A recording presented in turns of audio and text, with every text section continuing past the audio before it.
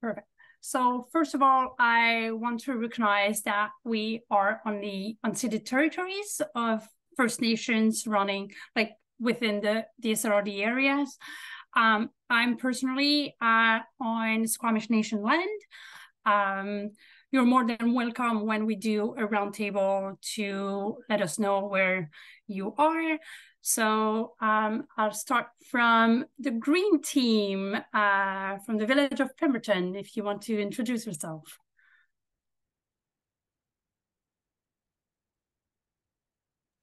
Hi, everyone.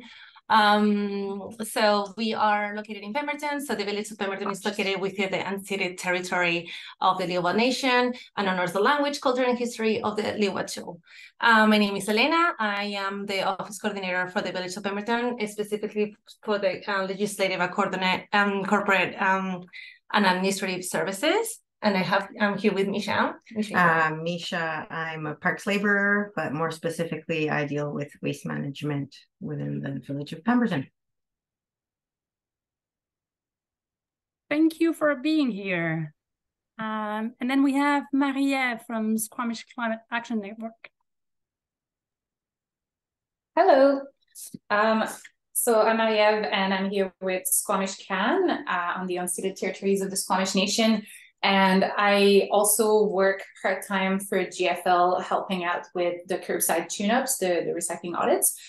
So combined with Squamish Can, I work mostly for the food security part, but I have also helped out a lot with waste reduction and have a passion, if I could call it that, for waste and waste reduction. Well, welcome, Marie-Ève. And then we have Kara Bailey from Western Community Service Society. Hi, everyone. I'm Kara. I'm joining you here today from the unceded shared territories of the Squamish Nation and the Lillooet Nation.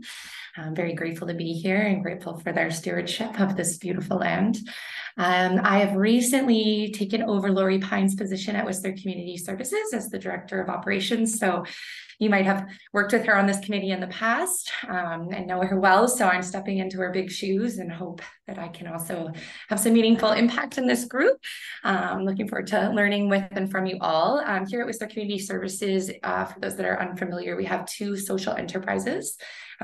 Collectively last year diverted about 500,000 kilograms of waste through those social enterprises. And we also run a local food bank. So our food security team also does a lot of food recovery in this community. And we also have a refundables program. So we have a lot of bins around town that folks donate their refundables to. And while diverting waste, that also creates unrestricted funds that go back into our outreach and food security services. So thank you for having me here today. Thank you for being here with us. And then we have Carmen Stacy. Oh, you're muted. I'm not so good at all this stuff even yet. My name's Carmen Stacy. I am sitting at beautiful Gun Lake. Yes, we had a horrible fire here this year. And my concerns are illegal dumping and wildlife issues. Well, thank you for being with us and thank you for raising your concerns. We will be addressing them as we go through the solid waste review. And and during this meeting, anytime you have questions, please raise your hands. While it is a formal committee, we try to have it a little bit like a friendly, open environment. We have Andrew from Whistler.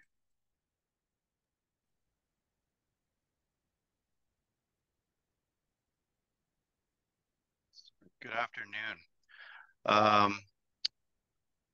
Good to be here. I'm coming from Whistler and, working on the unceded territory of the Lillooet people and of the Squamish people. So very happy to be here to talk about waste with the group and to hear about what other groups are doing.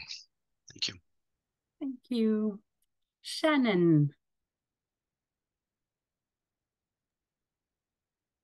Good afternoon. My name is Shannon White. I'm with the District of Squamish. I'm calling in from the unceded traditional territory of the Squamish Nation. And like many people have said, I'd just like to reiterate, I'm excited to be here and learn and collaborate on many of the issues that we face throughout our region. So I'm excited that everyone's able to make this time to be here together. Thank you for SLRD for hosting and bringing us together. Thank you, Shannon. Scott, is this a good time? I know he's doing double duty right now.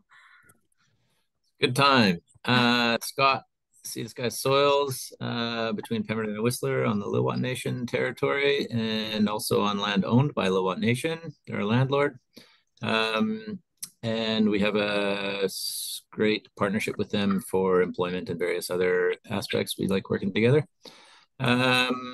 Yep, Sea to Sky Soils, we're the composter. We take in organic waste, turn it into compost, and try and get it back out to lands predominantly that are growing food, but also to landscapers and whoever can use it.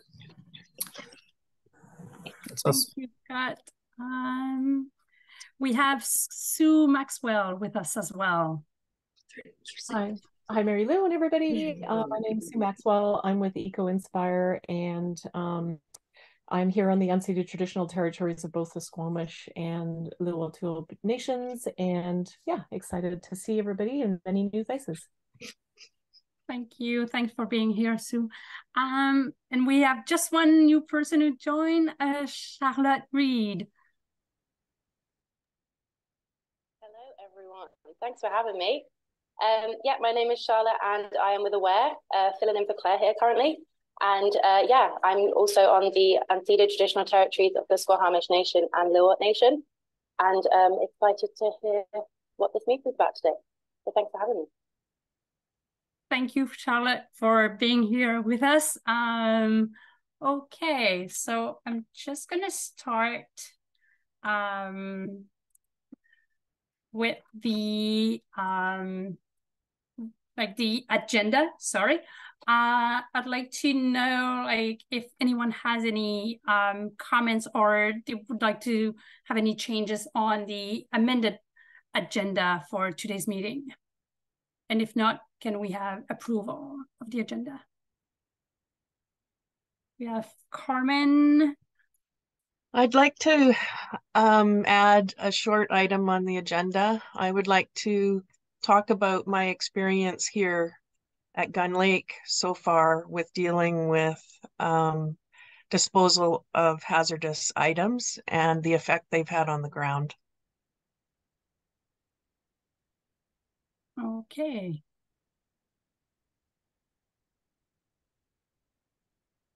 Perfect.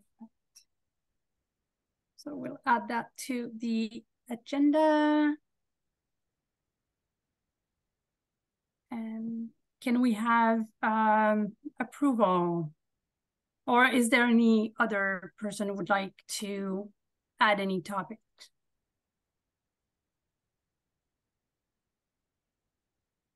No, okay. Can we have an approval of the agenda for today's meeting then? We have Sue and Andrew. Perfect. Thank you. So so the minutes for the June 21st, 2023 meeting was sent. Can we have any comments, or do we have approval of that, the previous meeting?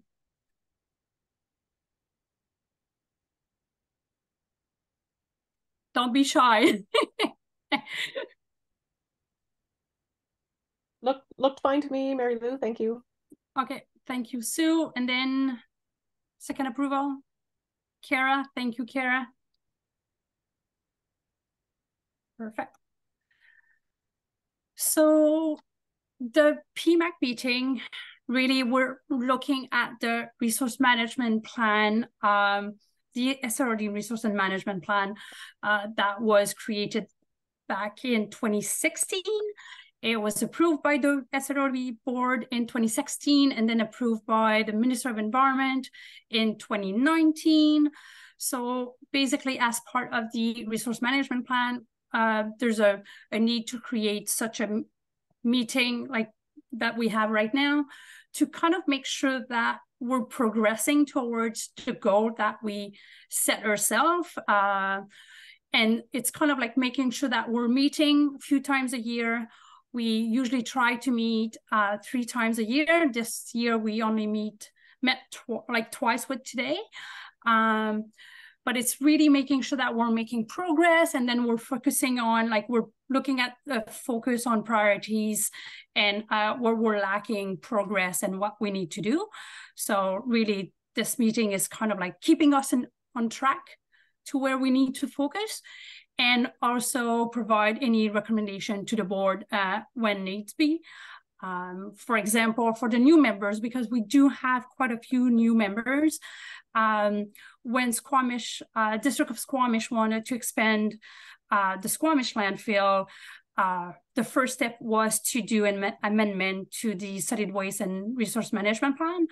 And the PMAC committee was there to make sure that we were having the right wording in that amended, and we took the right step in terms of getting the approval from our feedback from residents, not only of Squamish, but across the board. So we needed to do outreach and information to people up to Gun Lake, Gold Bridge area. So this is kind of the goal of this committee. And today we'll be focusing on the 5-year review. So the province recommend a 5-year review and then a 10-year update. The SRD is in a little bit particular situation in terms of we approved the plan in 2016, but then the plan got approved by the ministry only in 2019. So it's kind of a weird situation in terms of like the 5-year review. When do we start the 5-year? But Sue will be presenting what she did. So this year we did a 5-year review. It will have to be reviewed by the PMAC, approved by the PMAC, and then this committee will recommend to the board to approve what Sue will be presenting us, basically. That's kind of the step of this committee. Do you have any questions? I'm trying to summarize it a little bit, but keep it short. I don't see any hands, so we're gonna move. So we have right now the Village of Pemberton Green Team. We invited them this year for this meeting to present us what they're doing. Tell me if I'm wrong, Misha. I think it's quite a new team, but you've been doing quite great actions. So we thought it would be awesome to hear from you. So we'll leave you the floor. Thank you, Marie-Lou. Yeah, we started the committee last year, so it is quite new. And we're limited in ability to do too much because we all have obvious full-time jobs. So we do what we can, but planting seeds, one at a time. So yeah, we have a little presentation. I hope it's okay if we can share our screen. Okay, we're gonna go for it.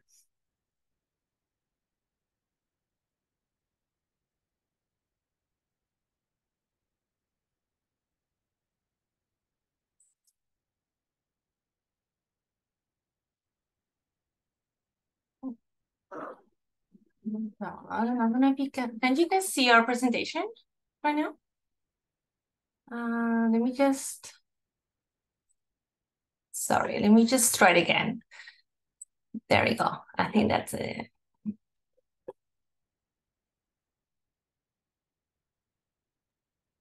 We can see it, Elena. It's just not in the presentation. Oh, can you see it? We can see it, but it's just not in the presentation mode yet. Oh, okay. There we go. Let me see if I can. There you go. Can you see now? Yes, that's perfect. Okay. Well, thank you so much, everyone, for having us here today. As Misha said, we're brand new. We're like, we started this committee last year. We're 7 members from different departments in the village. And then all this started because, we share a passion with the environment, and we just really wanted to help, our community. We just want to do better. As well, this new council, it's, one of their priorities is to protect the environment. And so that's also, these 2 reasons make this possible for us. So we started this committee last year, as we said, and we are like currently working in different projects, and we successfully finished with a few this year that we would like to share with you. And then, as Misha said, our resources are very limited. We don't have much budget, but we're really thankful that we have organizations and associations and volunteers that they've been fantastic and, making our goals possible. So these are the Complete the Green Committee projects that we've done in 2023, and then we're going to take you through these 4 main events. One was the Pitching Week. We add also there the staff summer party. We have the cigarette containers project or pilot program, and then a Canada Day education booth. So Misha is going to take you through the first one. All right. So one of our first initiatives project was the Pitch-In Week. The SLRD actually motivated us to do this by inviting us to do a 20-minute pickup around at the village office. And so it kind of helped us want to do more, because we saw just how much we could collect just in that 20-minute window, and it just made us kind of think about other ways that we could do more. So we invited volunteer groups, businesses, friends, neighbors, anybody that wanted to come out and help, and we created different events at different locations in town throughout the week. We didn't really have a specific time frame. It was mostly depending on how many people would come on which days and then what location. And so some of the challenges that we noticed for some of the events were that, well, obviously we were limited on resources. So we registered with Pitching Canada, and then they were kind enough to send us some bags. Unfortunately, they didn't make it to us on time, so we did it on our own, and then now we're ready for the following year. It takes a lot of time to coordinate such an event, so thankfully we had our green committee to kind of help steer the way. We had 2 members approximately per day to set up. We had a table, we had bags available, gloves, and all the things that you may need to help that along. And the successes, I would say, would be that it was a huge turnout and everybody was so willing to help and so passionate about it. My favorite piece was when the school kids helped us. That to me was eye-opening. They were so passionate, and watching their passion throughout the event, it just, like we chose the health center location, which is right in town, and everybody has to drive by it. And it was just so wonderful to see everyone drive by, all these kids fighting over which piece was going to be picked up by whom. And that, I feel like that seed planted, then kind of the ripple effect, adults see this and then they then share with their kids and so on and so forth. So that in itself, to me, was a great success, and we can only do better. So that was great. So we just wanted to, use this opportunity to just say thank you to everyone who came to help us. the Rotary Club of Pemberton, Pemberton District Library, PORCA, Pemberton County Association, Stewardship Pemberton Society, and so many volunteers, residents, as Misha said, the kids from school, all the high school kids as well join us, council members. It was just incredible. So we had like over 400 volunteers in total, and then we picked up 500 kilograms of garbage that, it was collected from streets, parks, waterways. So yeah, it was a great experience. Can I just say a quick shout out to the SLRD for letting us bring our stuff to the transfer station? Yes, thank you. Initiative. Thank you so much. So they take us to the Stop Summer Party. So we wanted to add this one in here because we wanted to do all these, we have all these beautiful dreams and, we wanted to change our community, but we thought that it was important to also introduce it to our staff. So we wanted to start, within our organization. So we had a really fun staff party that we did around One Mile Lake. There were different stations with different activities. And one of them, we incorporated the waste sorting exercise, hoping to educate our staff members. The challenges, the exercise itself didn't have a challenge, but however, staff members found it challenging to sort the specific items.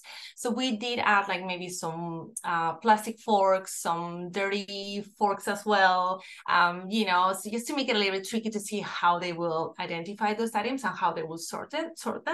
Obviously, most of these items, they were moving to recycling, and it was kind of shocking for them to see that, because some of those plastic forks or plastic containers that were dirty, they were not be able to be recycled. So the good thing about this is that it was fantastic to see as well, like how, by doing these activities, we're creating awareness, and also, we're really hoping that these will reduce the use of them, and at least, will help with with the recycling, in their own homes.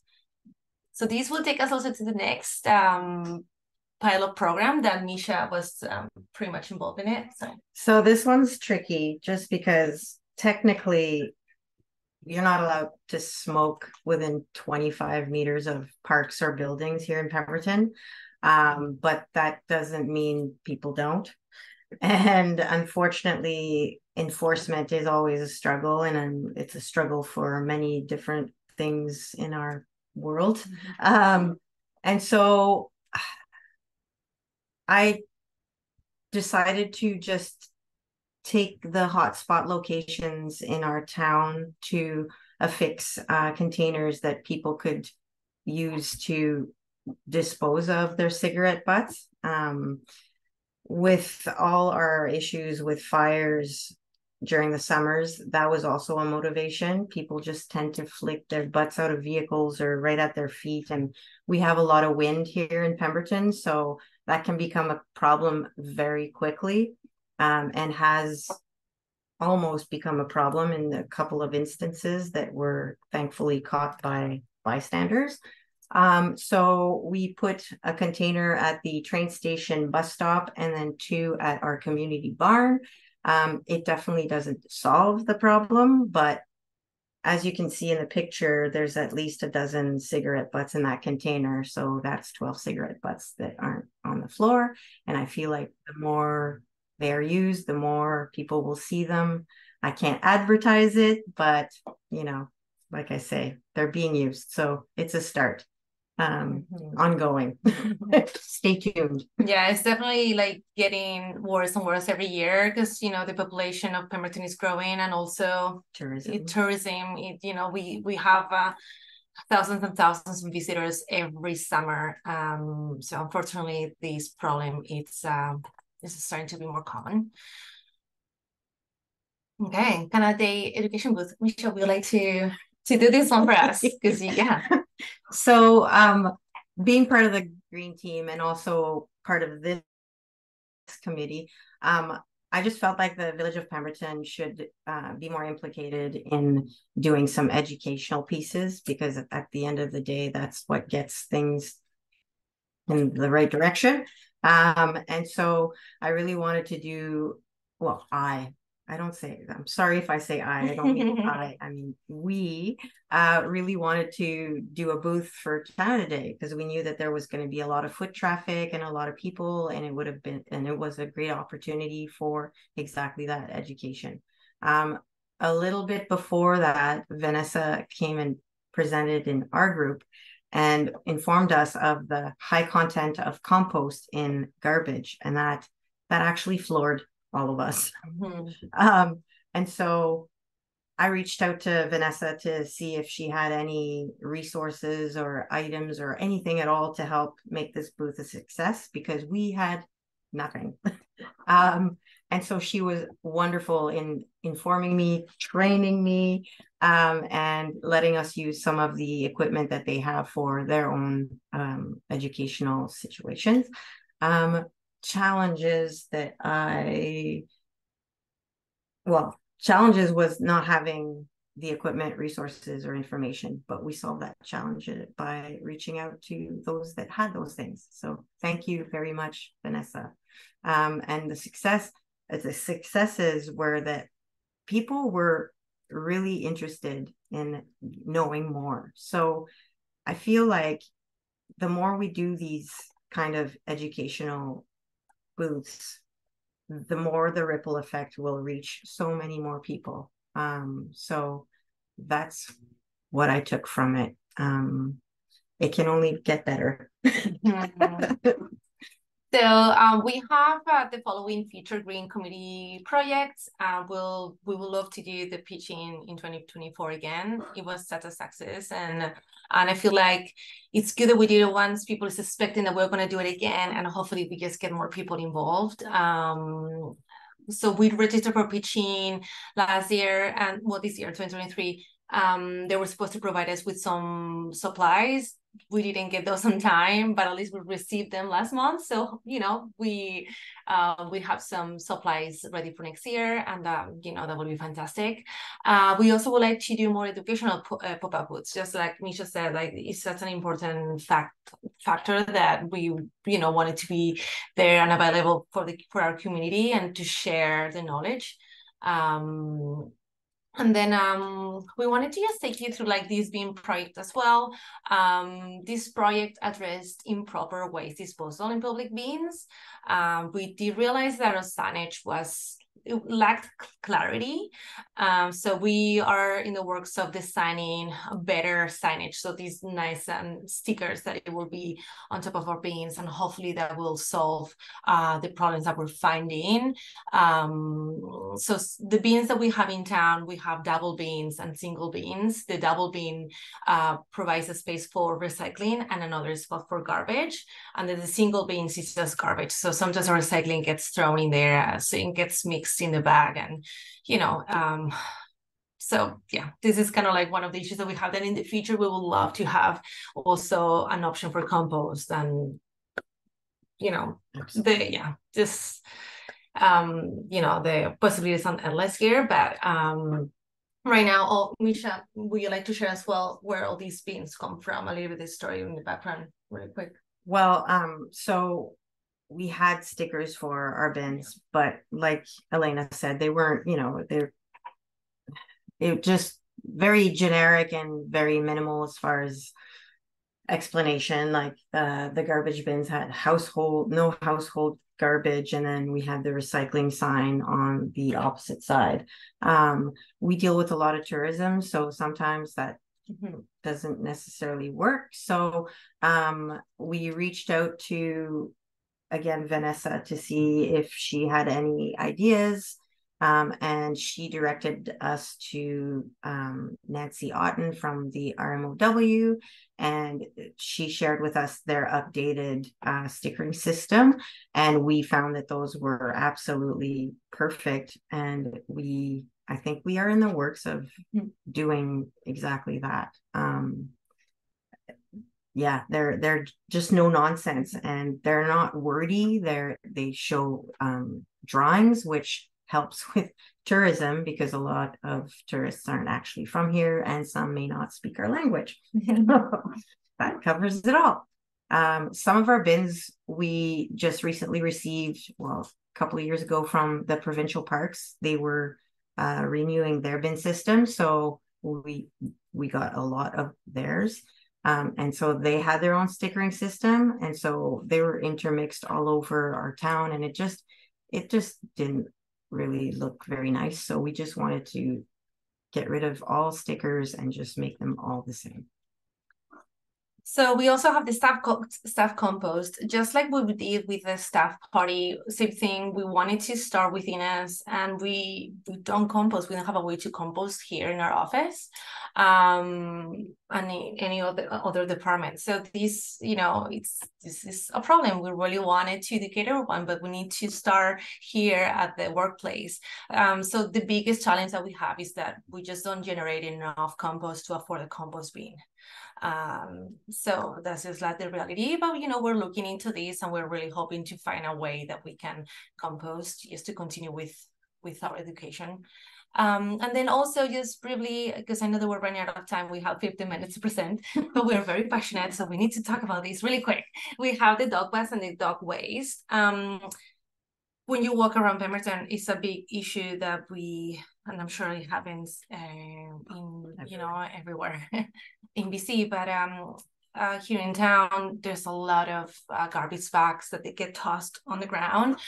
They replace on top of rocks, and also one of the days that we did the pitching week, we were with all the kids from the high school, and they were fantastic. They picked up so many stuff, but the biggest thing that we collected, like the most, the biggest amount, was dog bags. So that was really shocking, right? And we're putting this out there for you guys just to see what are you guys doing with the dog bags. What is trying to find solution in this. Also, we have a hard time finding a supplier that it really provides with compostable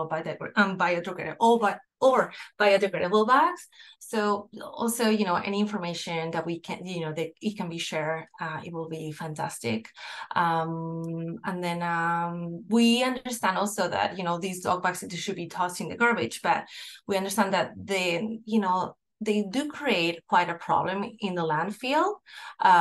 So we did a little research, and in Vancouver, obviously, with way more resources than us, they're doing this like dog waste pilot program where they're setting up these red containers to place the dog waste. And I don't know how it gets, what happens after that, but I believe that there's some private companies that they are collecting them and, sorting them afterwards. So I don't know, just putting out there, see if you guys done some research about this and what, how is the future looking towards the dog waste.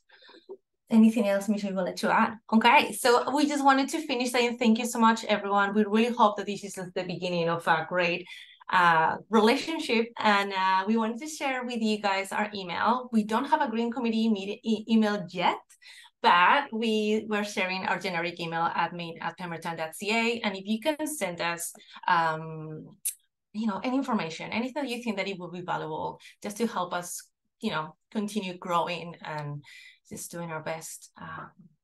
So yeah, thank you very much. Absolutely. Well, thank you very, very much. This is great. This is this is fantastic.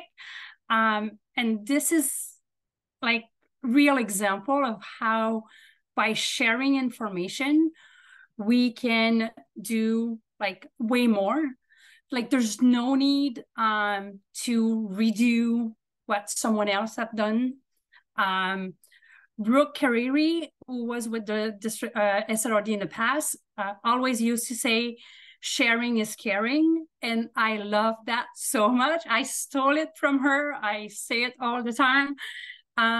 Because especially in solid waste, everyone has such a small team, we're all very lean in our organization. And if we don't share information, it just doesn't make sense.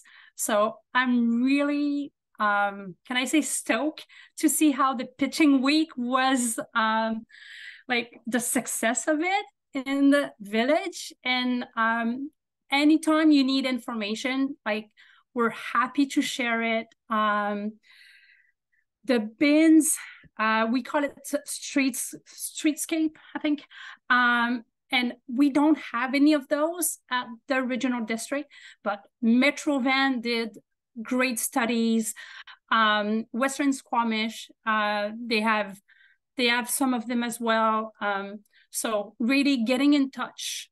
And that's what we do at the regional district very often. We look at Metro Van, what they've done, and we kind of like the signage is a good example. We try to have the same type of signage. So visitors coming from Vancouver all the way to Pemberton will have the same type of signage. So it will make sense for them. It will be easier for them to kind of understand what goes where. So anytime you have questions, anytime you're lacking information, please reach out. We'll do our best to, if we don't have that information specifically, we'll do our best to send you towards the right direction. And yeah, I'm just very happy to see the Village of Pemberton Green Team. This is really great. And good job for everything you've done, like in such a small amount of time. So I leave it to other people if they have questions, comments.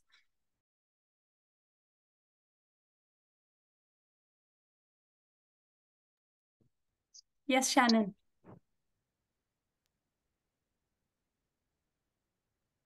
I'm very good at the tech stuff. I just want to say everything you're doing is really, really awesome and inspiring. I took a ton of notes. So anyway, congratulations, because I also recognize it's not easy to execute on everything you've been doing and off the side of your desk. So way to go. I would be really interested in finding out what you find out about the dog waste thing. It's an issue in Squamish. There's a lot of like social media comments about it. I get a lot of questions about it, but it's like I looked into it a long time ago and it was quite expensive. So, but that being said, things have changed a lot. So I would be really, really interested in kind of finding out what you find out. So whenever you have those, if you're willing to share them, like, how much does it cost, or is there anyone in the corridor who's willing to separate the poop out of the bags and stuff like that? Please feel free to share with the group. And then also, like, our pigeon bags came in way late as well. We have boxes of them in our office right now. So you're not the only one sitting on pigeon bags now for 2024. Anyway, that's yeah, the dog waste one was key. Thank you. Yes, Andrew. Thank you for that. There's a lot of great work that's going on there. This summer, working with our parks teams, we are doing a little pilot with regards to dog waste at our compost facility, just to get an understanding of the material that's coming in and, the degree of composting that we can achieve with that material. But contamination is a big deal. It's a big issue. So and then there's a lot of effort that's required to keep contamination low. But happy to share information with you, offline with regards to the pilot and share any information that we've learned so far.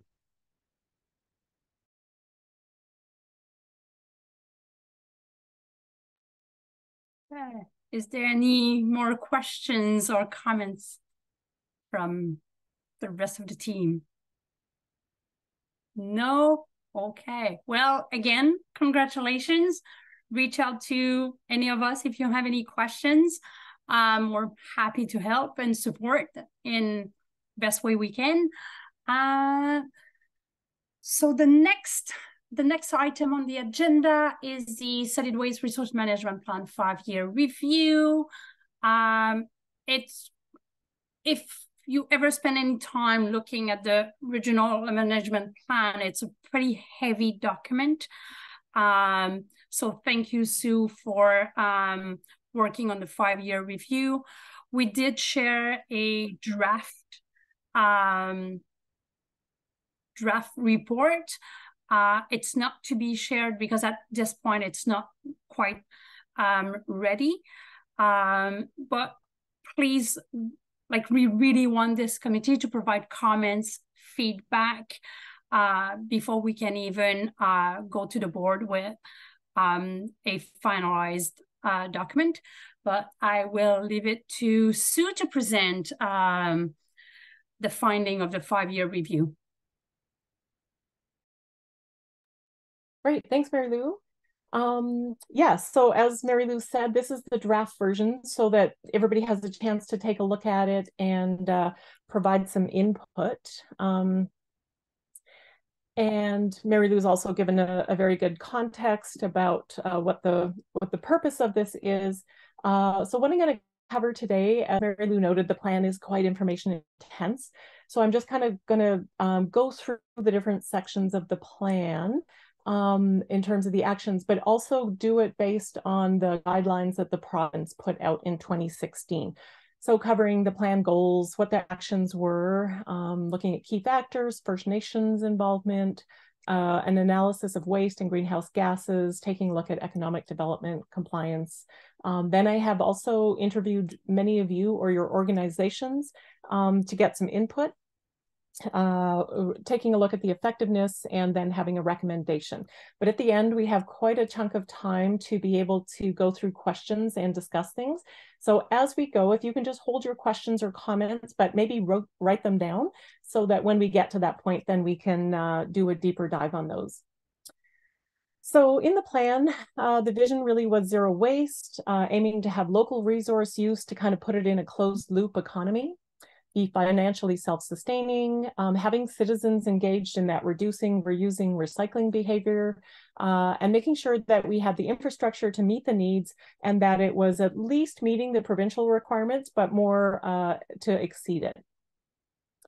There were priorities for behavior change, diverting organic waste, improving reuse, recycling, and composting, construction and demolition materials being managed differently, and education and improving awareness.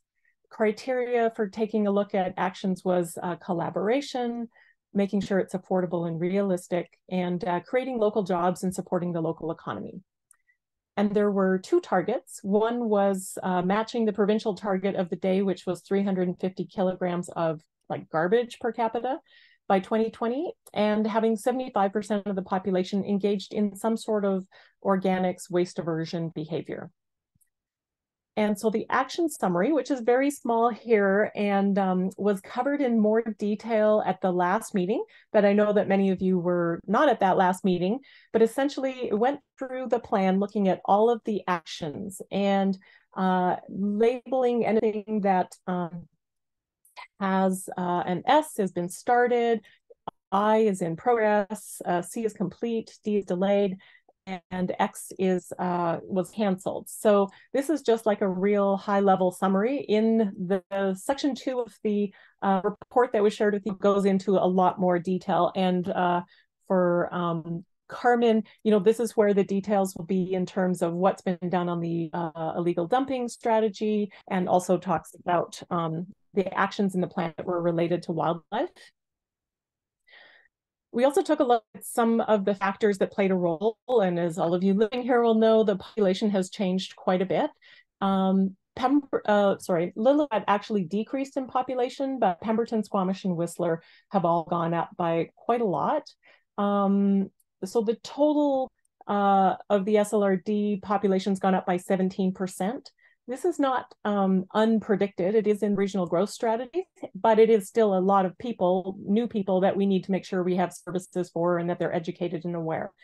When we take a look at including the visitors, and these visitor numbers are not like the numbers that the RMOW would have, it's a number that the province provides to recognize that in our region, we have a lot more visitors than some other places, and that they do create, it makes a difference in our waste numbers.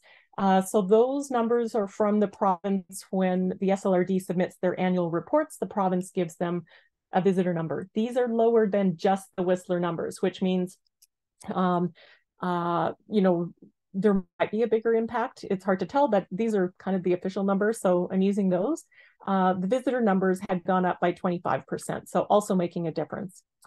In addition to that, another key factor is staffing. So at the SLRD, there's been gaps in filling some of the different roles, but also in partner organizations, there hasn't necessarily been somebody fulfilling roles in different organizations, so it's hard to partner with them. And as we can see from many of the fresh faces on the call today, there continues to be ongoing turnover at all organizations, which makes it more challenging. And in addition to that, there's additional demands. So it's not just working on the things that are laid out in the plan, but other things have come up that have required work and kind of maybe meant that some of the work in the plan hasn't been focused on as these other sometimes emergent issues have arisen. Looking at the budget in 2014 was a bit higher due to the fact that there was this planning process going on. And so there was additional costs for that. The budget has had reductions over time. Sometimes it hasn't all been spent. Some of those were related to not having staff in the roles, but also then sometimes not. If you don't have the staff, then you can't have the projects. And then some of the other things the money wouldn't be spent for that. There has been reduced tipping fee revenue, and some of that revenue, well, the revenue really comes from as people throw things away. So as we throw less away, we will have fewer tipping fees. So that's something to keep in mind. And externally, at the time the plan was written, being developed in 2014, 2015, the province had signed on to a Canada-wide action plan where they committed to roll out further programs, and they continue to roll out some different programs. There's a lot of work federally and provincially on plastics. And of course, we had the pandemic that made a shift in how people were generating waste. They were all at home cleaning out their closets. They weren't having their coffee at the commercial enterprises, but they were generating a bit more at home. So those are some of the factors that have played a role. First Nations are not included in this provincial waste planning system because they are under more federal regulations. But that doesn't mean that they're not doing something.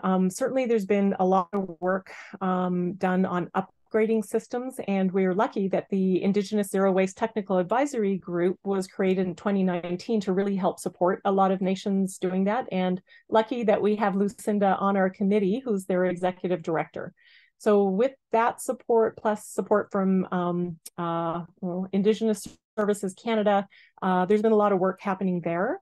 And so even though they don't fall under the planning auspices of the province or the SLRD, a lot of the materials flow to the same locations. So materials from some First Nations will go to the Lillooet landfill, it will go to the Squamish landfill or the Whistler transfer station. And so it just makes sense to plan together and collaborate. We also took a look at the total materials by stream. And so this total materials is this red line. So that's all of the materials that are flowing through our systems. And you can compare that to the yellow line at the top, which is the population. So at first, we just started consuming up a storm around 2015, 2016. The generation or the use of materials was exceeding our population growth. But more recently, or I guess since then, though that number has been going down, you'll see that the garbage level in black in the middle started a bit higher, and that's gone down a bit despite the fact that our population has increased. The blue line is recycling, which has been increasing slightly. Composting also has been increasing.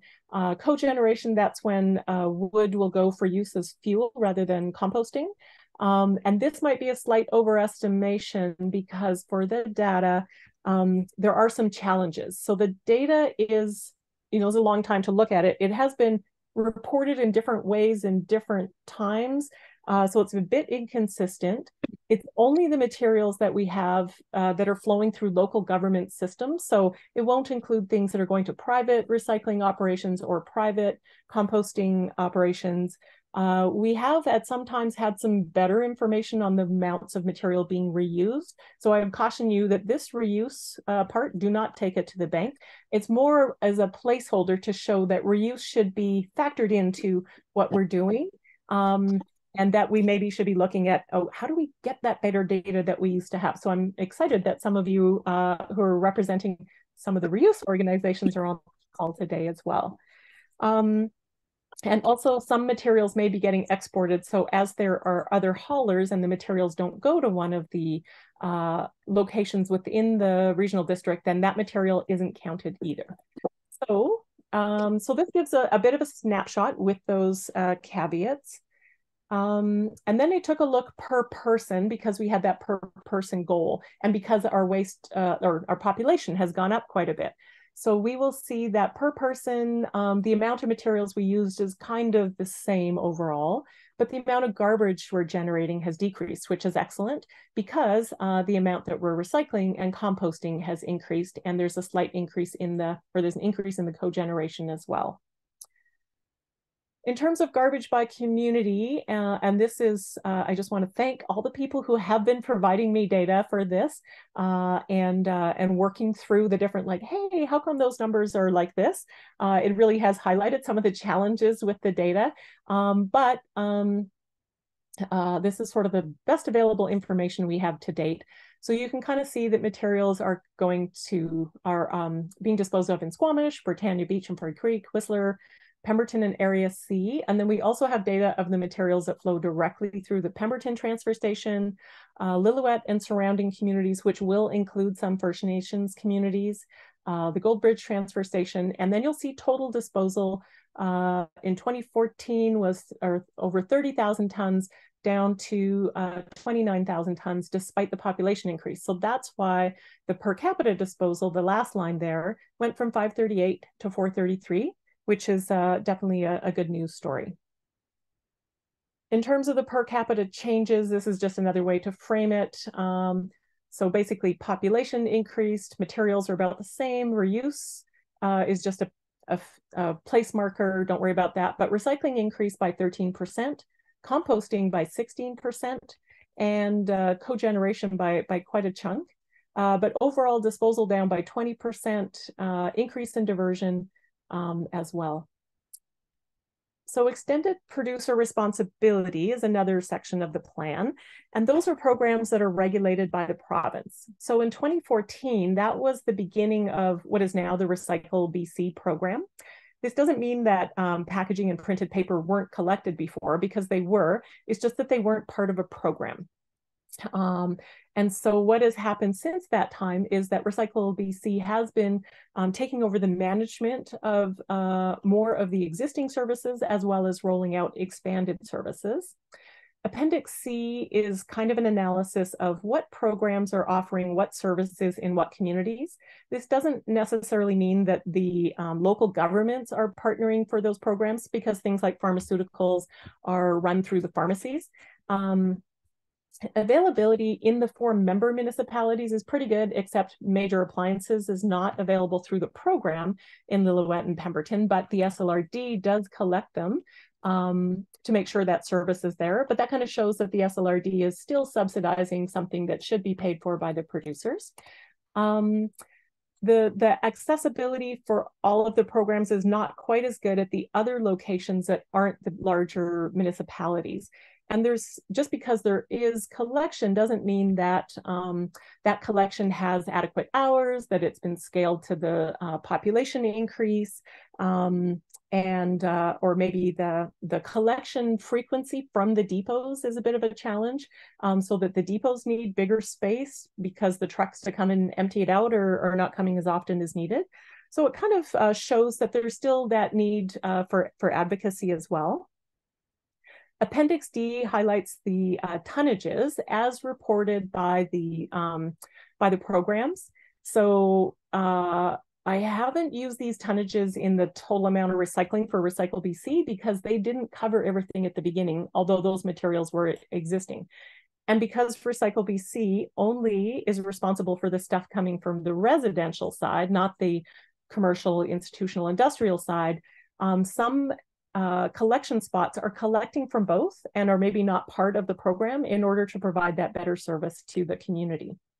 Also, some programs like the electronics ones, you know, everybody was getting rid of their giant monster TVs and computers before, but now their computers and TVs are smaller, so their weights are going down, but that doesn't necessarily mean that more electronics are going in the waste. It's just more that the size of the materials are smaller and they're not reporting by unit. These programs are required to report how much is collected in each regional district every year, but they do not report by municipality. And that's why for the data part of it, I've done it at the regional level because it's hard. We don't know what it is for each community. And more programs are coming. The province has a 5-year plan that's going to increase the hazardous waste component, look at mattresses, looking at expanding on the batteries, including EV batteries. They're investigating what's supposed to happen with IC&I, packaging and printed paper, so we'll see what goes there. But again, something to look for and something that we will need some continued advocacy on. And then waste composition. When the plan was written, there wasn't a waste composition study for the SLRD, so a similar regional districts one was used, but now there is really comprehensive information for the whole region. There's been, in the past 3 years, waste composition studies done for all of the larger communities: Squamish, Whistler, Pemberton, Goldbridge, Lillooet, also the streams from Furry Creek and Britannia Beach. And so what I did was go through those. They sometimes had slightly different ways of calculating things, so but they did have details, so I've put them into the detailed segments and then weighted it by the populations of the communities to have this regional waste composition.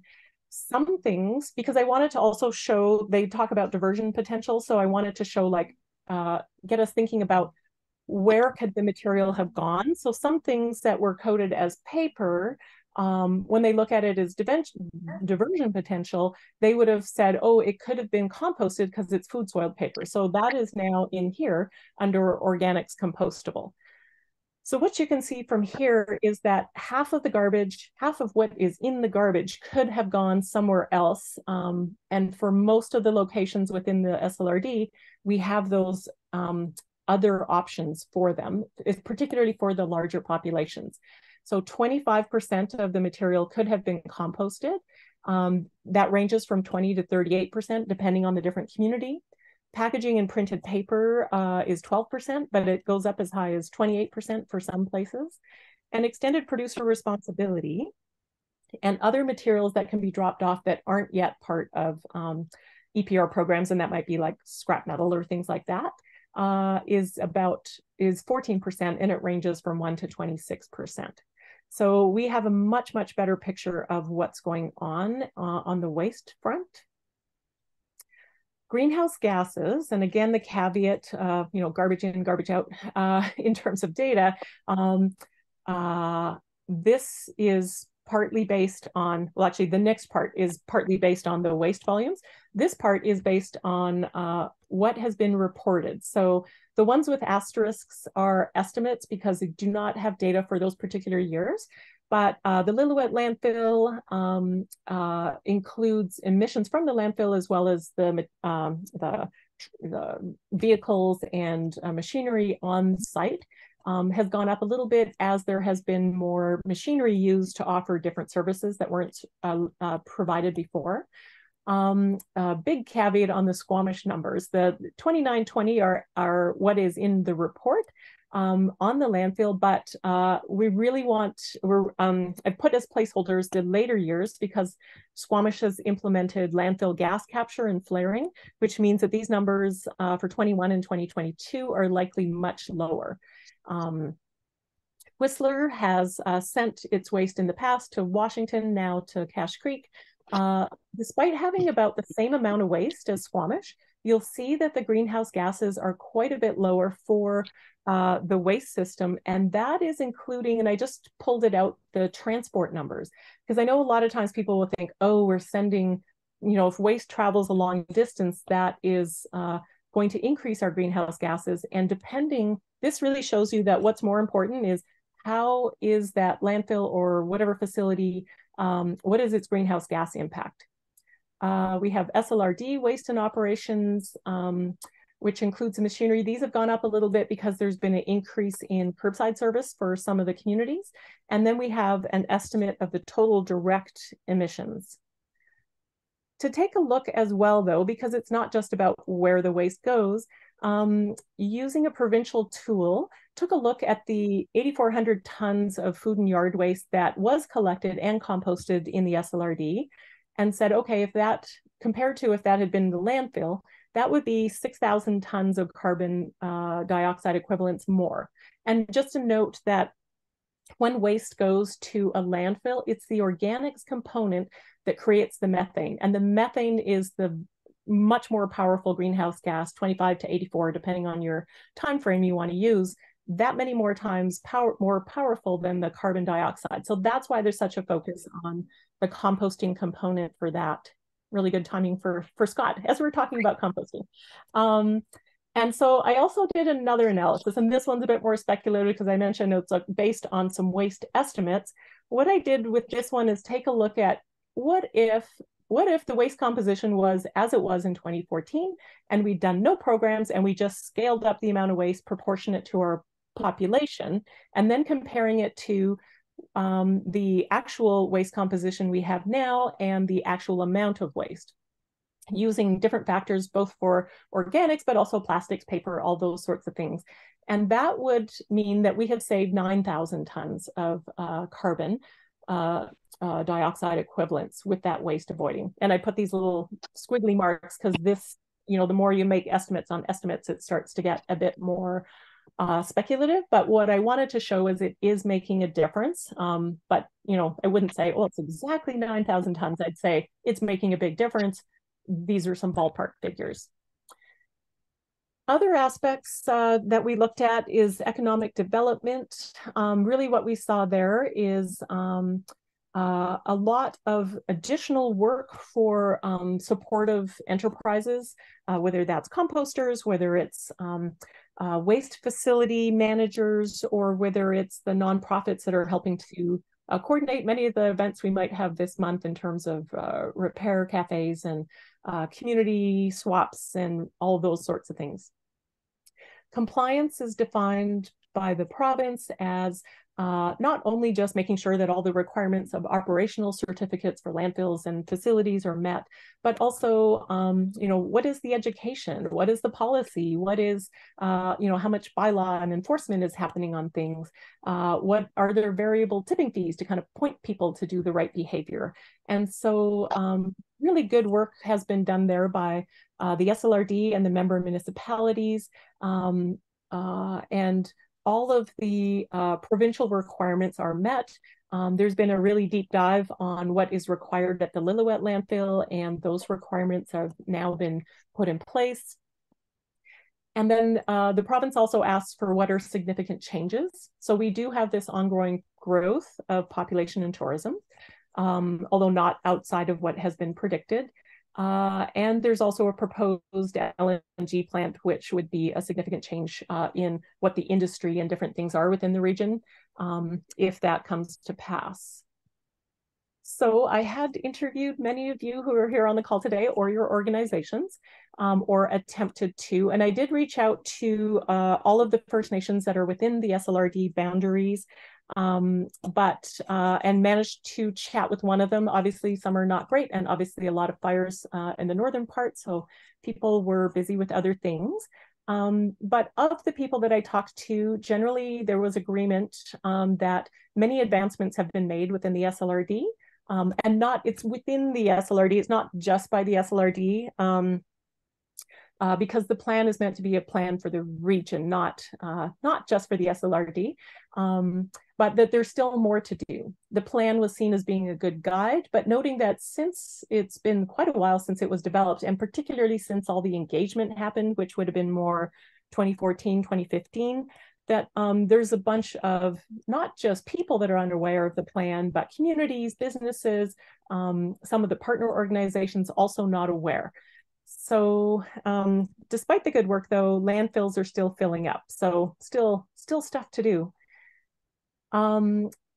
Things that people thought we should focus on in the future. The left-hand column is things that are already in the plan. So let's keep working on funding capacity, reduction in reuse, communications and feedback, and like methods to get the feedback, and then incorporating it. So we're really helping with that behavior change component.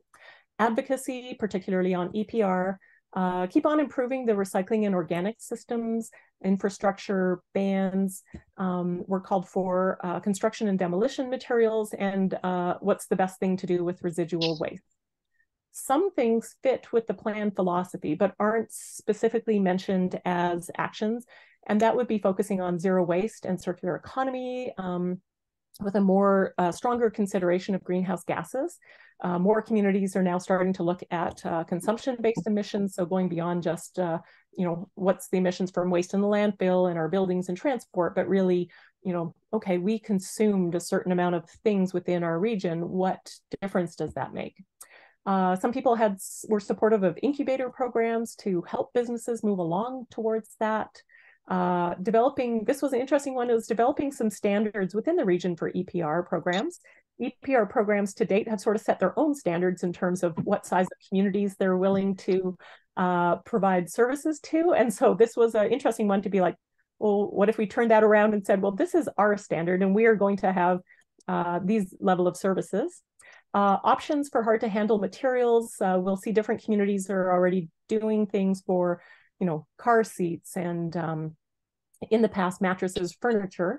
Hopefully we don't have to do mattresses once there's a provincial program, but there's still a bunch of materials that are hard to handle that it'd be good to have options for.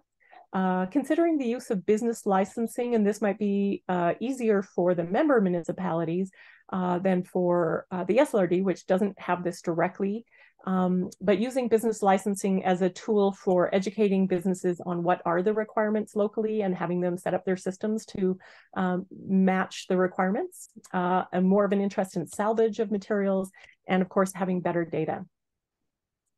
In terms of talking about the timing of when to do the full update of the plan, people were a bit worried that if say we were like, oh, let's work on it tomorrow, that would further take away staff time from actually working on the actions to then have to focus on plan engagement.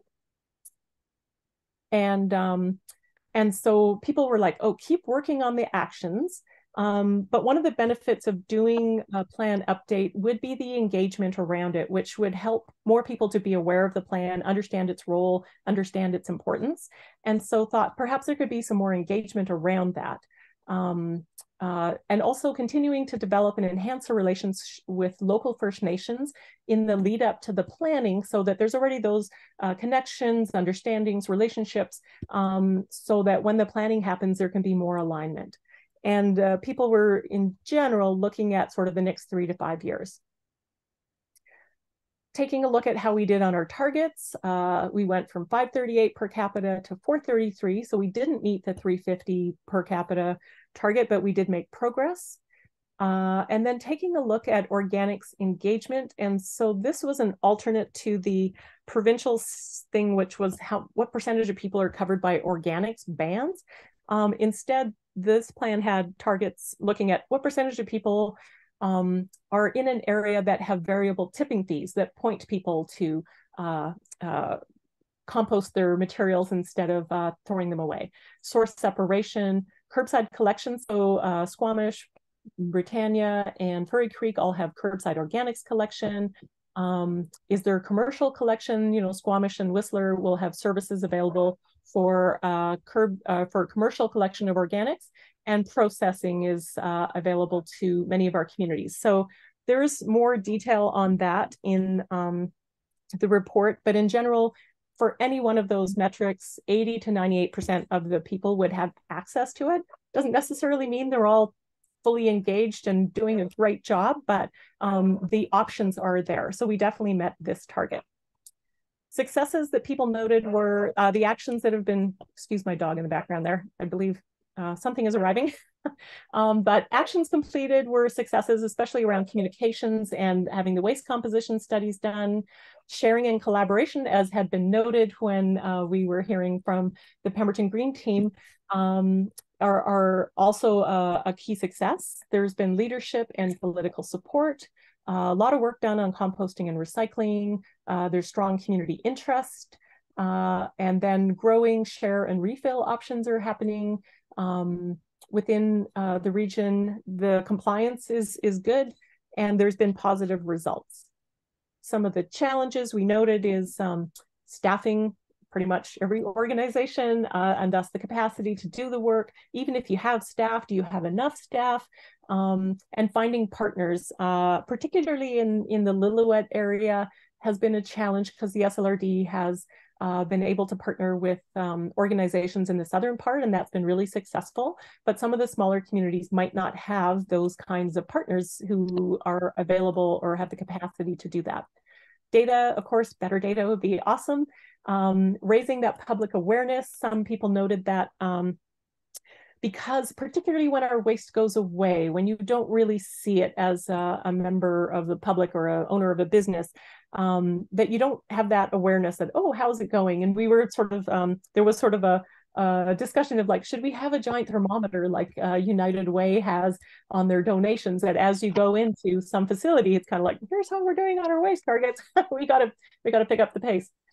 EPR program delivery continues to be a challenge, and making sure those programs are really delivering what they are supposed to deliver. Having systems for some materials, and of course contamination, as I think we had heard from Marie-Ève, working on the, when the wrong materials are in the recycling, but also when the wrong materials are in the garbage, and the wrong materials, if it's dog bags, in the compost, making sure that we are sorting those things out. So the recommendation is to have a full plan update in 2027, but start that work in 2025. And then consider, and this will involve discussions with the province to see if the work on the plan can just continue as is until then, or if a minor amendment is needed in the meantime. So that is a ton of me talking. And now I'm hoping, and maybe we can do it with raising hands, so we just kind of keep everybody in order. Unless we're sort of on a topic, then feel free to jump in. But yeah, if you have some questions, corrections, things you're like, I don't think that's true, or yeah, that's a good direction, those kinds of things are perfect. If I did interview you, you are listed in Appendix B. If you don't want to be named, please let me know. But yeah, if there's anything surprising, general conversation around what people think about that recommendation would be helpful.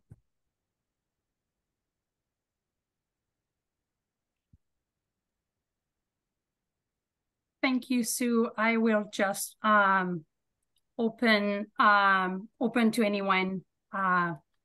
So this is a great time to address some comments and ask questions, so we can clarify anything and get the conversation going. Yes, Vanessa. I just wanted to let Sue know that Sue Center actually sent me her comments in a document. I know that she's always so good at starting the conversation, but I can pass them along instead of reading them out, or I can read one out to kind of get everybody going.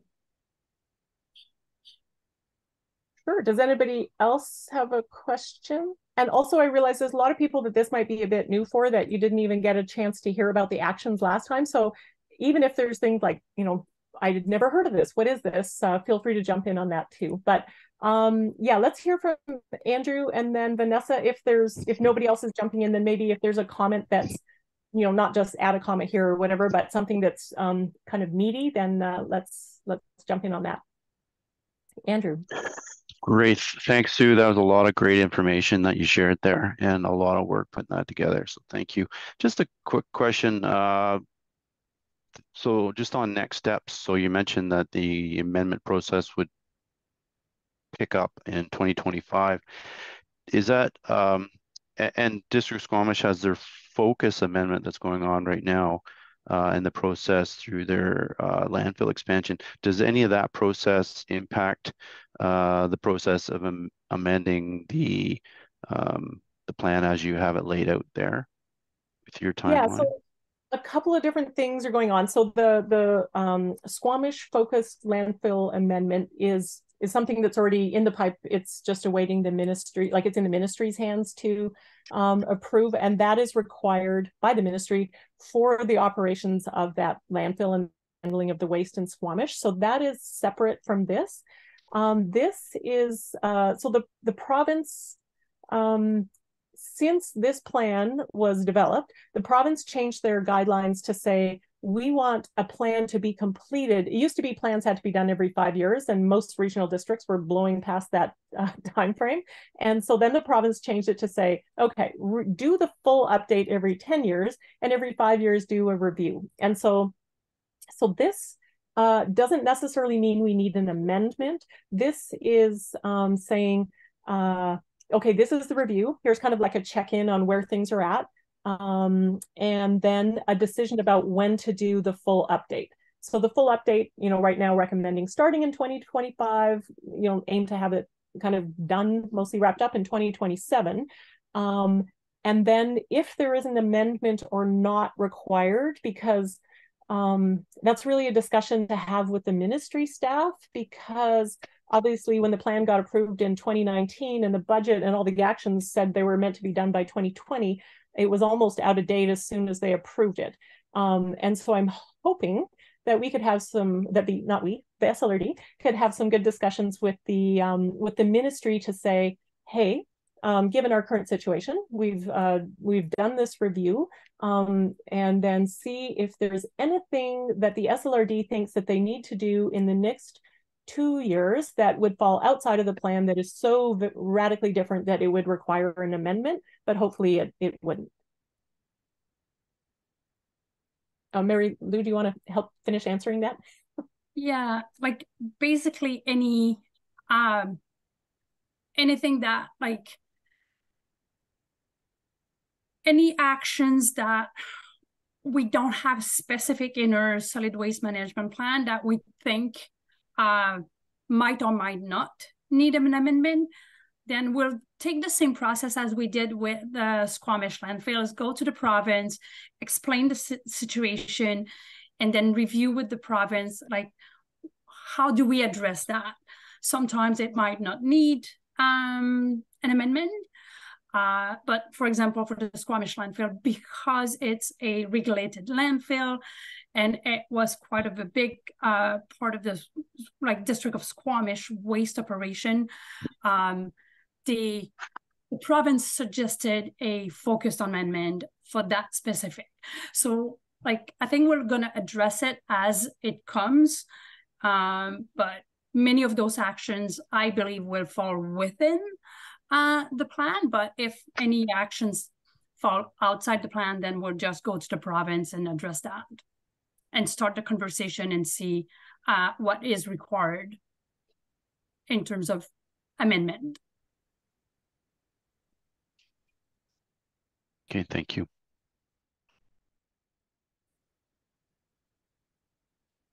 Good question. Vanessa, did you want to flag one of Sue Sanger's comments or questions? Yes, let me just find it. Okay, so it says here, only one of the 11 First Nations communities are mentioned. There is waste and recycling being created and going somewhere. To achieve zero waste, at the very least, we need to understand what is happening and how it is or is not being integrated with the SLRD landfills. And then it goes on some more. And I would assume, Sue, that this ties into the building relationships that you had mentioned. Yeah, as you drive around the region, you'll see, around Pavilion, if you go on that little side road that goes up to Downton Lake or whatever, there's a big, beautiful facility that's been put in there where you can divert all kinds of different materials, that First Nations community. But the reason, and it's sort of as what I mentioned before, First Nations communities are in the SLRD, but the SLRD and the provincial rules around planning for waste doesn't include First Nations except for more, make sure you're talking with First Nations, but it's not like you're planning for their waste. And so that's where when those rules were written, like I think the system has evolved, so it's still not a legal requirement. It just is a sensible requirement to start to have more of these conversations. And the one First Nation, it's too bad Tom couldn't come today, but Tom, I was able to interview him. The Lillooet have been doing all kinds of things, but also experiencing some of the challenges that we have in other communities in terms of, okay, the EPR program's not picking materials up very often, and thus they need an even bigger footprint because they're needing to store it for more weeks than they thought. And also there's been work done with some First Nations, when we're talking about sharing signage and things like that, when they've been rolling out some of their programs. So it's not that work isn't happening within the First Nations. It's not that SLRD is not also collaborating with First Nations where possible. It's more that it wasn't really, there wasn't a lot of details in the plan, and it's not a requirement. But going forward, I think like the next iterate, like the update of the plan, it makes sense to have these closer tie-ins because I think there's just a lot of synergies. And Misha, I'm not sure if you want to ask a question. Or Elena? No, were there any surprises here for people?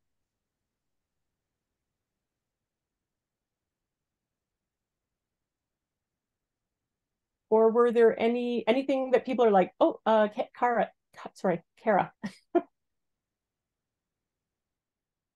No worries. Normally the mute button lower left, little red microphone.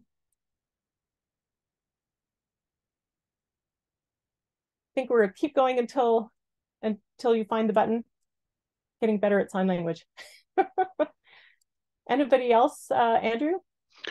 Sorry, Sue, I just to Kara, you push your space bar down might help unmute if you're looking to try to do that.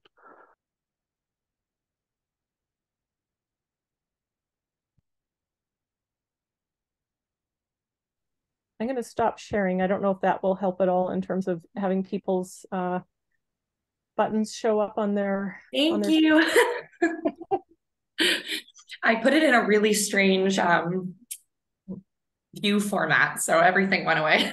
Sorry, everyone.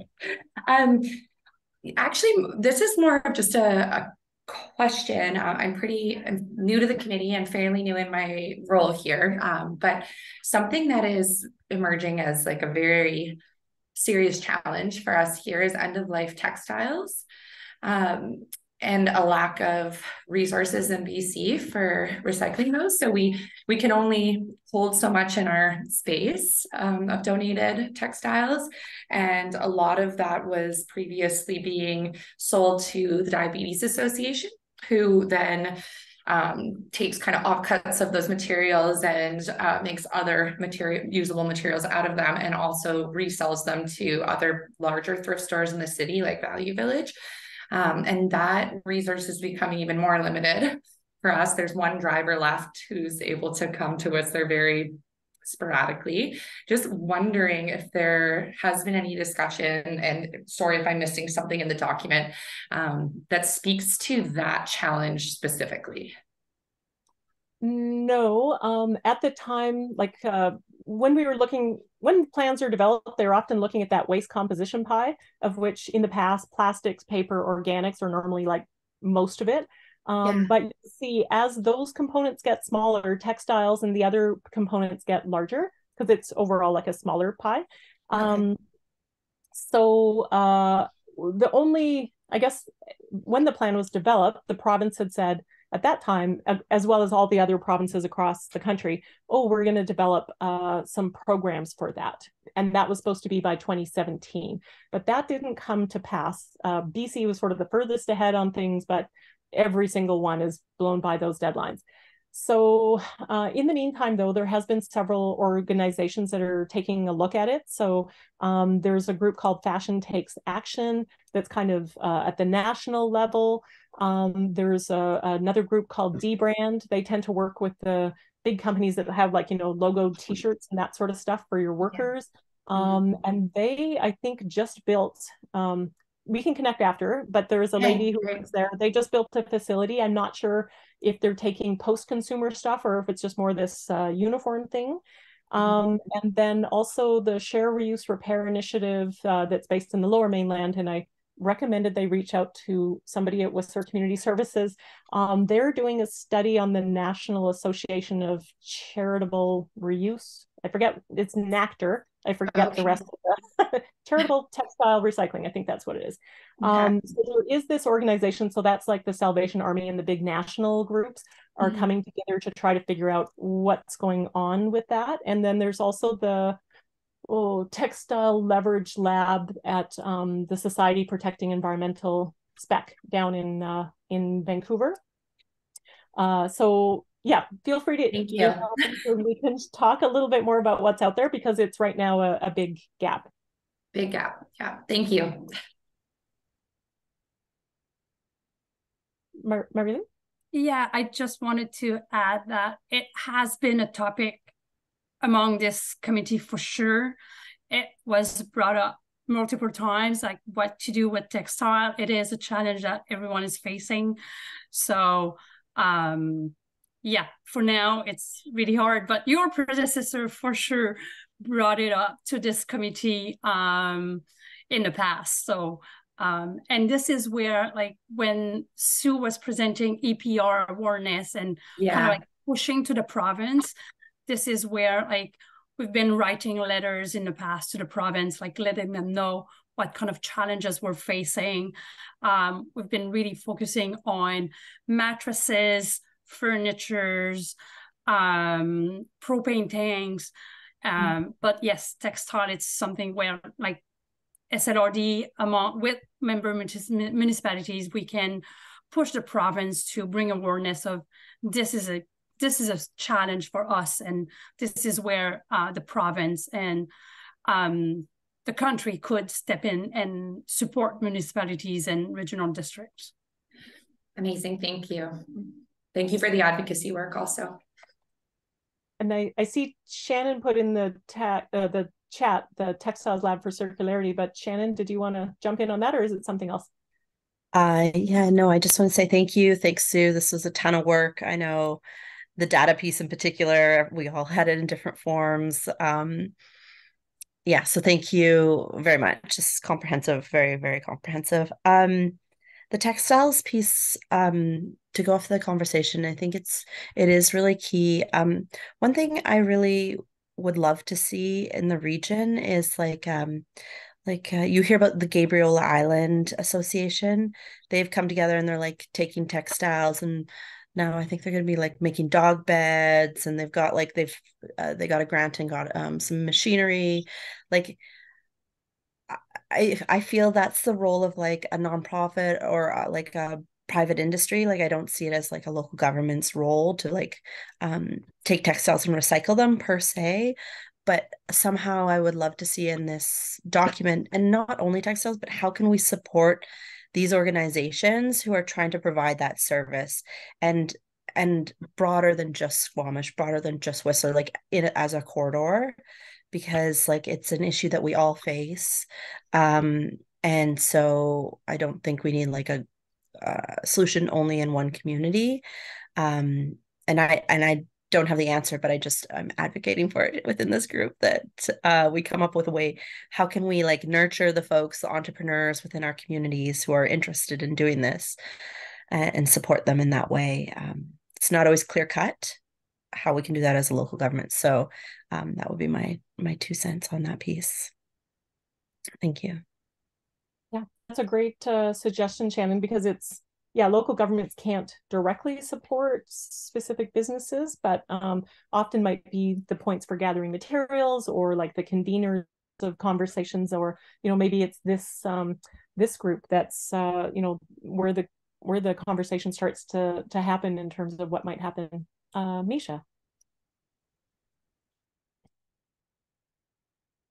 I think you just muted yourself from unmute.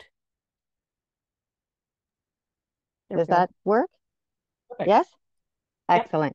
So it's a tiny little morsel, but we weren't able to do it for this year, but we were considering, we host a Christmas bazaar at the community center in Pemberton, and I'm sure other communities hold their own version. And we were thinking of putting a booth together with upcycling ways of making Christmas presents instead of purchasing them. So using exactly that, like textiles, like napkins, making napkins with sewing machines and so on and so forth, to kind of just plant the seed for everyone to do their part, I guess. Great. That sounds like a great idea. Sounds like we might also have some suggestions for potential agenda items for future meetings. Sounds like we could have one just on textiles. Any other questions on the plan review? And let's give people a moment. Any other questions for, especially for new people, if you're like, I didn't understand why this is in here. And then feel free to jump in and comment, but do you think that like starting in 2025 and having a plan for 2027 as the full update, like a full redo, is a suitable time frame? And feel free to either nod or use the little, Sue, I just have a question about that. Yeah. Sorry, trying to find the raise hand button is like throwing me off. So is the intent, and apologies, Mary Lou, if you elaborate on this, but is the intent like started in 2025, like get the working committee and like the residents and all the different communities involved, and then like over 2 years we build it and then submit it in 2027? Okay, just thanks. I just want to be very clear. Yeah, I do believe that's the plan. However, this is why this committee is there. It's to receive feedbacks and make sure that everyone is on board with the timeline. And like textile is a good example, like that conversation we just had is a good example of the need to update that plan and make sure we're like the wording of the plan is kind of like inclusive enough. So, you know, when those issues arise or challenges arise, because solid waste is everything but static, we have that room to, and like, I think it's like we've done a good example of like not just working on what's on the plan and just kind of addressing challenges as they come. But yeah, the idea is to really start in 2025 and 2027, we'll say end of 2027, early 2028, because we all know that it always takes more time than we hope, is to have a full update. And hopefully the ministry will be able to have a provide us with the approval of the plan within 6 months to less than a year. So a short time frame for the approval process. And Nisha, I'm not sure if you have your hand up from before. I think so. So maybe I'll say, Andrew, a comment? Just thank you for that. So what would be helpful, I guess, and it sounds reasonable to me, you know, taking that approach starting in 2025, but perhaps in 2024, if we could see a framework of maybe the steps that are occurring in 2025, so we can get an understanding of who would be participating and how much time or what would be the level of resources that would be required from various groups, because then that would help us plan out the 2025 and incorporate this amendment into our work plans. So it'd be helpful that way. It's a great suggestion, I think, but I'll leave it to Mary Lou, who would actually have to make that happen. Yeah, no, I think like for even on the regional district side of things, like having a plan in 2024, even in terms of budget, time, and staff time. Even if we hire a consultant, it's always quite a bit of a staff time required to provide the information to get this plan going. So yeah, I think it's a good idea, Andrew, to start working on the steps in 2024 and start on the plan in 2025, which is basically tomorrow, and make me a little bit nervous, but we're gonna do it. Great. And so, Mary Lou, I don't know if you feel like this is enough input or enough discussion around if that time frame works. I don't think we need a motion, but I just want to check how formal you wanted things for this meeting.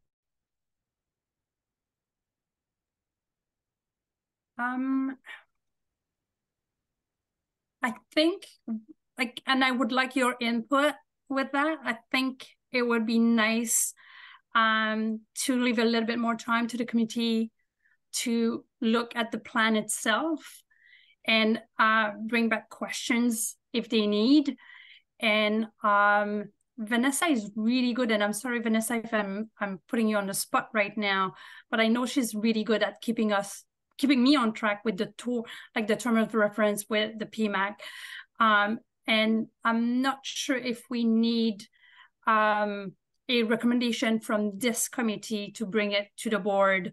But if it's like the amendment, we will need the PMAC recommendation going to the regional boards to get the approval before we send to the ministry.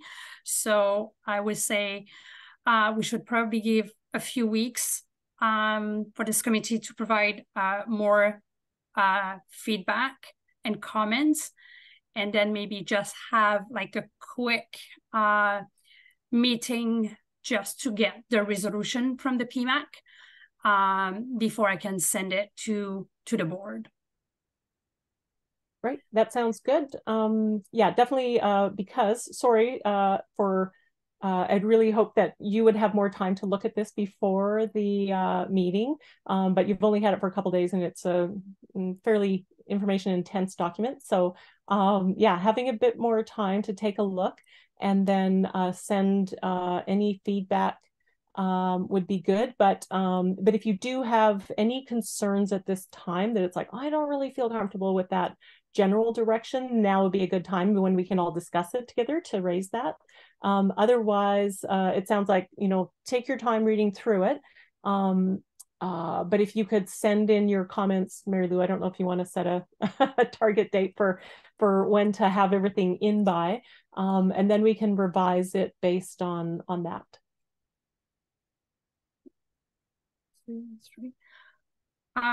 I feel like 3 weeks should be plenty, should be enough. Is it too much though for you to be able to, gather back the comments and get the final version? I also want to make sure that we're meeting your capacity and your deadline. Well, it's a sort of a little above and beyond, but that's why please send me your comments that are about data that is incorrect, things that are missing from the previous plan to now. So we're not necessarily asking for a whole bunch of additional ideas about what we should do going forward.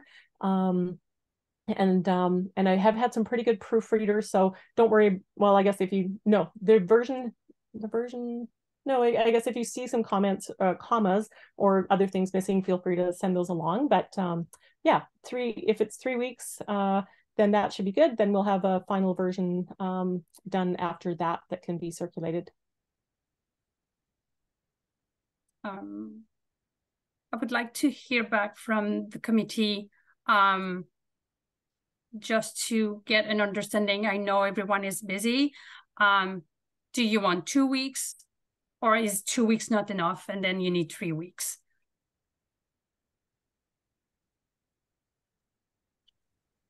Two weeks works for me. Perfect. 2 weeks works for me too. Of course it does, because you've already looked at it, Andrew. Homework done. Check. At it again. It's good to have keepers. I just want to make sure that the new members who might not be as familiar with the plan as Andrew is have enough time. So you know what? I'm just going to go around and ask you one by one. So Kara? 2 weeks is great. It's a long weekend, so. Perfect. Charlotte? I can make 2 weeks work. Perfect. Denise? Yeah, that's fine. Okay. Marie-Ève? I'm sorry, I was eating. Yeah, that's fine. Thanks. Okay. Misha? Yeah, 2 weeks works for me. Okay. Carmen, are you good with 2 weeks? Perfect. Okay. So we're going to send you just a reminder, an email to provide your comments by Friday, October 20th.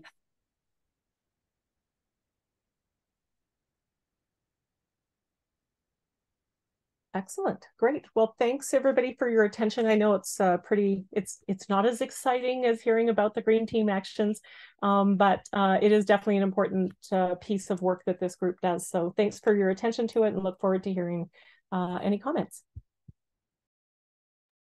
Thank you, Sue. Again, thank you, Sue. That was a big piece. And I know I was trying to provide you feedback and all the information in a very, like, I know it was time sensitive, and I was deep in the fire debris. And but yeah, I'm glad we have a 2 weeks period. I will use it myself as well, making sure that I haven't missed anything.